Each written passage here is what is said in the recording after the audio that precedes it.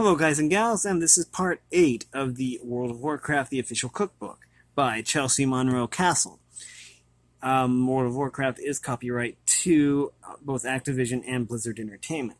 Now, also with the copyright information, if there are any copyright disputes, I will take the video down immediately. All you have to do is email me at the address in the description.